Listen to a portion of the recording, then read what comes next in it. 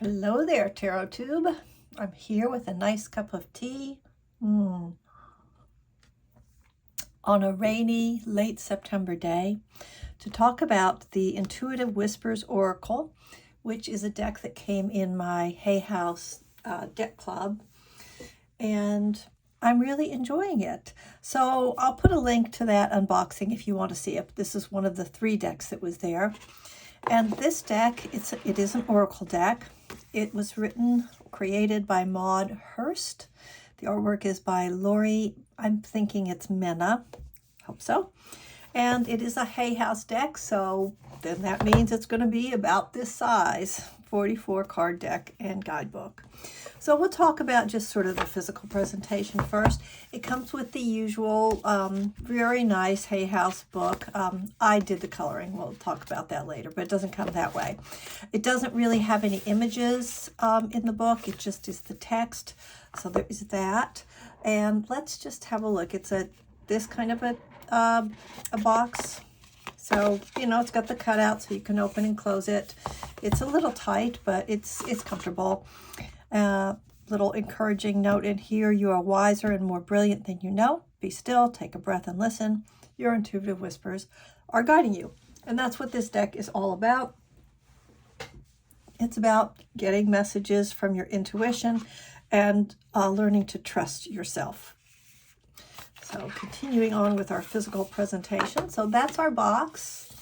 And here are some of the images. This is not in order. I have shuffled it and I decided to just work with it this way when I present it to you. So it's very, very, very pretty. Yeah, I think pretty is just a good word. I mean, it's an overused word, but it works for this deck. And here's our back. There you go. So it is a matte cardstock. I think it feels good. It's a little on the thick side. Doesn't have a whole lot of bounce, so I think if you're a really rough shuffler you might bend the paper or the cardstock, but I'm not. I pretty much do hand over hand, and you can see that I've colored this too. So let's talk about why I did that, what this was all about. So the way this deck is organized, it has 4 sections. It's got listen, find the guidance back to stillness and hear the wisdom of silence. Then it has clear, let go of what is no longer serving you and clear space for what is intuitively calling you. Then rebuild, pay attention to your intuition and rebuild yourself in a healthy, authentic way. And then the 4th last section is action. Take action, you're ready, trust and take the leap. It's a very, to my understanding, this is leans heavily on meditation practice, breath work, and I believe that Maud Hurst, she talked in her little workshop that you get when you do this deck club, she talked about how she had gone on a very long meditation retreat after a difficult time in her life.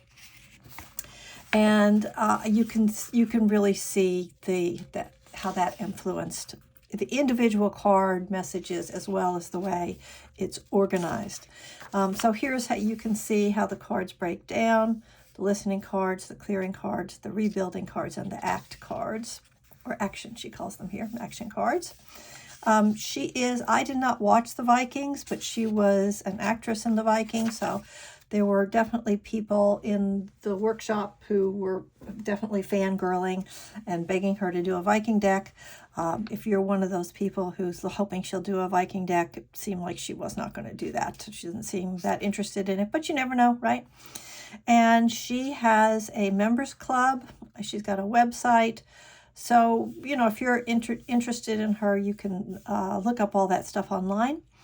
Now, as you're going through the cards, she suggests that you search for meditations to hear your intuitive whispers on the Empower You Unlimited audio app. I looked into that. That was going to cost some money. So what I did instead is when I worked with different cards, they're all attuned to different chakras. So I just went and did, found on, you can find it on Spotify, on YouTube, any place. I found little meditation music that were tuned to the different chakras. So what I did to get to know this deck is, so first I went to the listening cards. Let's get to the beginning of that. Let's go. I went to the listening cards section and I queued up some music that was about, so the red, right? Called to explore stillness and silence. And so I queued up some music that was good for that. And while I was doing that, so here she's saying, listen to the root center meditation to go with this. So I think I, Googled root chakra or something like that, and I found some good music. And then what I did was I took all of the cards that were for listening, and I chose to use a dark color for that, and I outlined all of them in that color. So let's just pull one out. So here's one, crown activation. So what I would do is I would read about that card. Let's pull it up here. This is the last one, the crown activation. So I would read about the crown activation, listening to the music. I would read this, but not really do it for everyone. Sometimes I would do it. Sometimes I just read what it was going to do. Then I would outline that card. Right, I'm not using the right word, am I? I would border the card. I would edge the card. There we go. I would edge the card. And so that's how I ended up with this little bit of a rainbow deck, so that I can easily see, just when I pull it. And also when I go to look at these, it's very easy to find that card, that section. Let's say I wanted to deliberately pull an action card. Well, then I would go to this action section and I would look for some inspiration there. I would pull a card just from there, which I could do by kind of looking in here, or maybe I could just like do, what's it called, bibliomancy, just kind of flip and that's it. Vulnerability is power, and then I would go and find that card in here. But you can see how the artwork, it reflects which section it's from, right? So it's showing up in the art itself. You're seeing the cooler colors, the blue greens, the warmer colors, the purples. You see all of it in the card.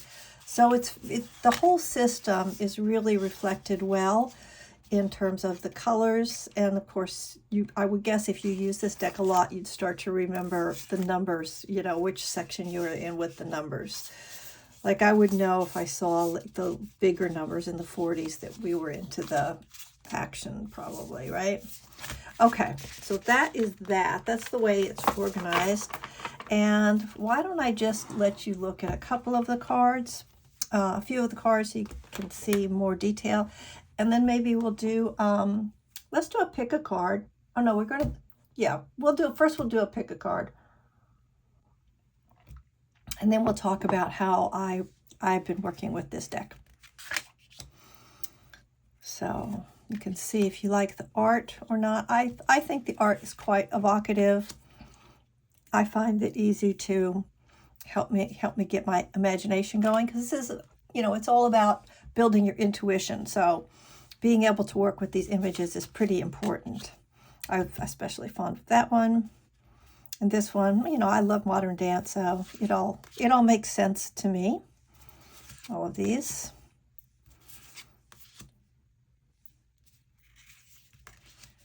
This one's really beautiful, right? Fill up your cup. I've pulled that one a couple of times. Throw, release. All right, so we're going to do this. We are going to, I'll just do a quick overhand shuffle while you think about sort of, why don't you try to think of something that you would like to get an intuitive message about, the whole trust your gut thing, because it is Intuitive Whispers Oracle. So what kind of a thing would you like to get some insight in from your intuition?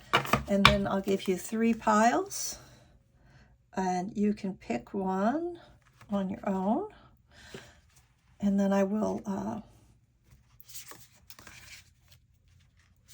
open the book to the different pages and just kind of, you can freeze it there if you want to read it.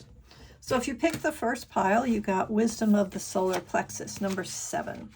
So look, see, I can look at the colors and I know right away that that is in that first section, the listening section. And so here's that. So if you want to read about that, you can freeze it. But here are the ideas. So lie down, place your hands above your belly button, close your eyes, breathe into your belly. See, there's lots of breath work in this.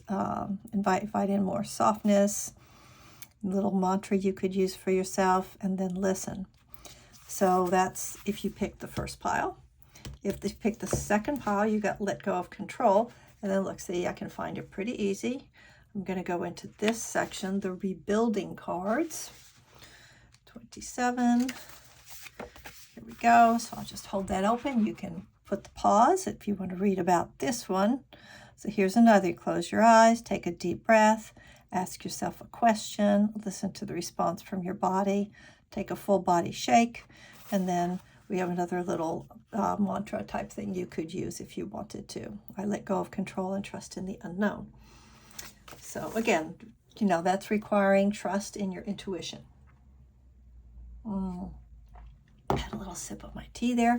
And finally, if you pick the third pile, number 1, the first one. So we know from the number, from the color, that we're at this beginning section, the listening cards. So we got 2 from this section.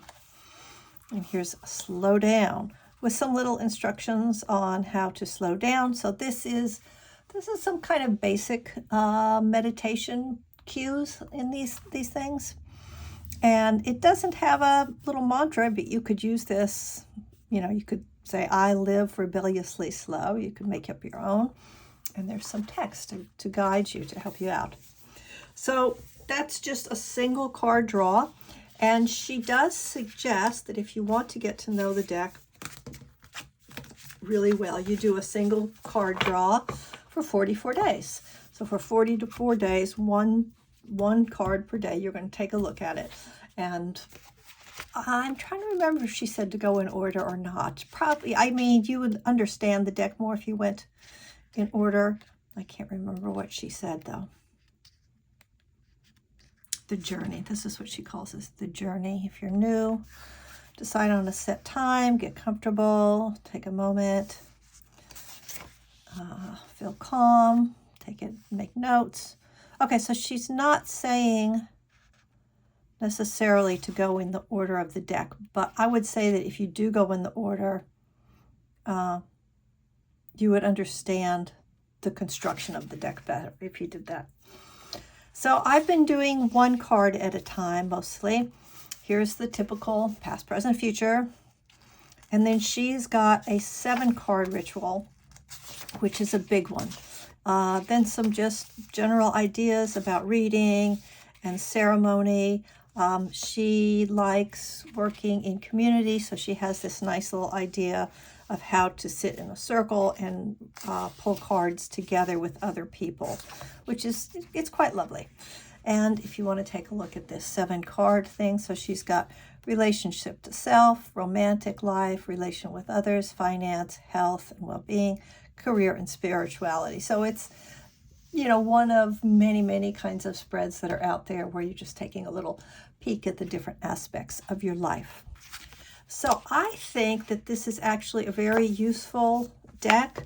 I have used it where I, you know, was having a hard time listening to myself.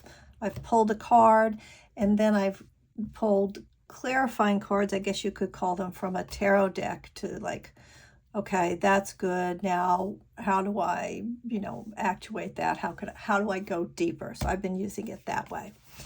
I like this one. I could be my favorite one from this quarters deck box. And that is it. That is the Intuitive Whispers Oracle. Hey, if you made it to the end and you enjoyed this deck, hit the like button. If you are interested in the deck, have any questions, or you're using it, have any suggestions, definitely put those in the comment section. Thanks for watching. Go out there, listen to your gut, and see what your gut is telling you about what is joyful in your life today and how you can be there, be present for the joy. Take care. See you in the next one. Bye-bye.